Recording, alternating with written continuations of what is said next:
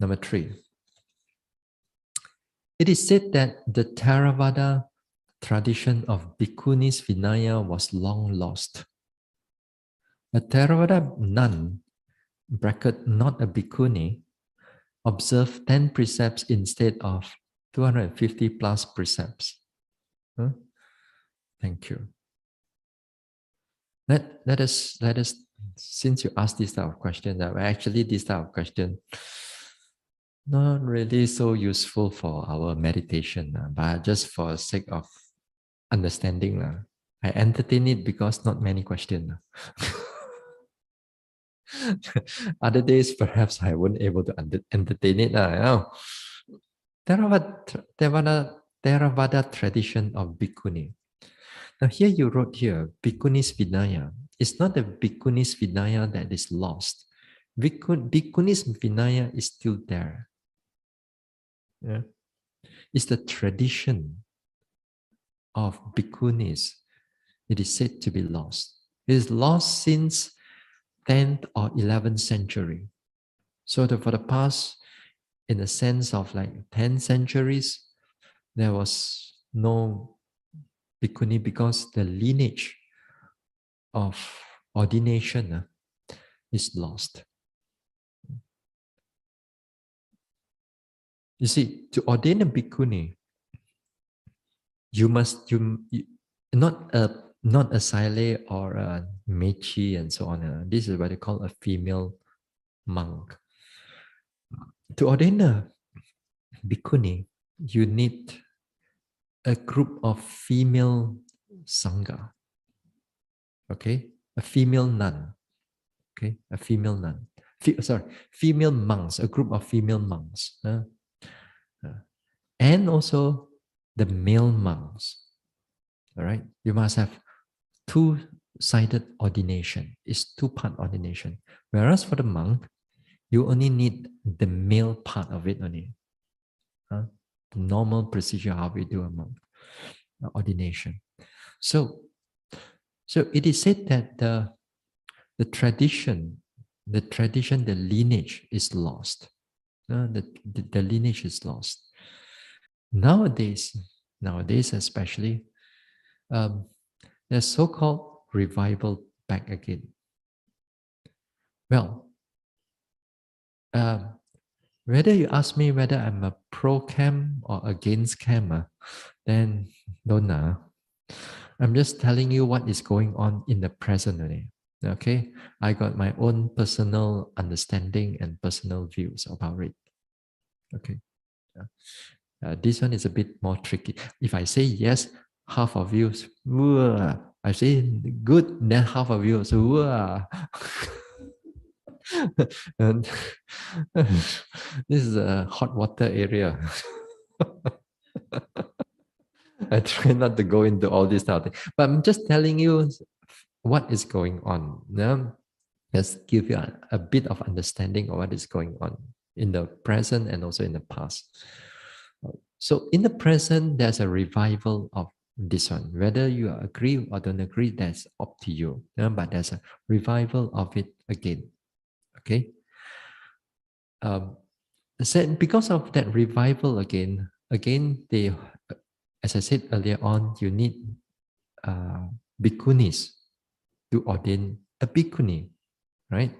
So where do you find a Bhikkhuni? Because the lineage already lost. So again, here they find from the Mahayana Bhikkhuni. Whether it's a proper ordination or not a proper ordination, then it's all subject to debate. You can debate until the cow comes home, then also it won't end. So that one is subject to debate and so on. Our own personal views about it. Here, in the practice, you see, in the spiritual world, as in the spiritual world, then female devotees or yogis, they also want to become nun. They also want to be free from themselves from all the worldly duties and worldly chores. So they take up a monastic life. Okay, they take up a monastic life. So when they take up a monastic life, okay, now here in the Theravāda nun, not a Bhikkhuni, but a Theravāda nun, then they are supposed to take up either 8 precepts or the 10 precepts. The 8 precepts, you can handle money. Okay? The 10 precepts, you cannot handle the money. The 9th precept is what we chant in the 8th precept, it divided into 2 parts. Then I know. Then you have that and the 10th one is the not handling money. So therefore, if you're not handling money, you need a steward or you need a kapiya to handle the money for you. It could be the monastery, it could be your family members, and so on. The person that you trust, okay, to handle the funds for you. If you are taking the 8 precepts, then you are not necessary for you to have that. You can keep the money yourself. All right. Now, even once become a Theravada nun, even as a Sayale or as a Mechi and so on. Now, if you live a proper life, live a proper monastic life, and you keep your precepts, you keep your speech, you keep your thoughts, and you develop the mind again and again, then here you are just acting like what the bhikkhunis or the bhikkhus on the past are doing. They're striving. They're doing all the wholesome deeds. So they want, if you can able to live that type of life, then it's wonderful.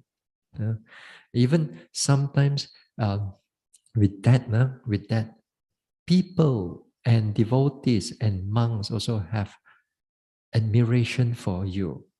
Not only just because you are mechi or a sayale and then be looked down on you, no. But if you're able to conduct yourself well, whether you are 8 precepts or 10 precepts, or even let's say you have these 311 precepts for bhikkhuni, and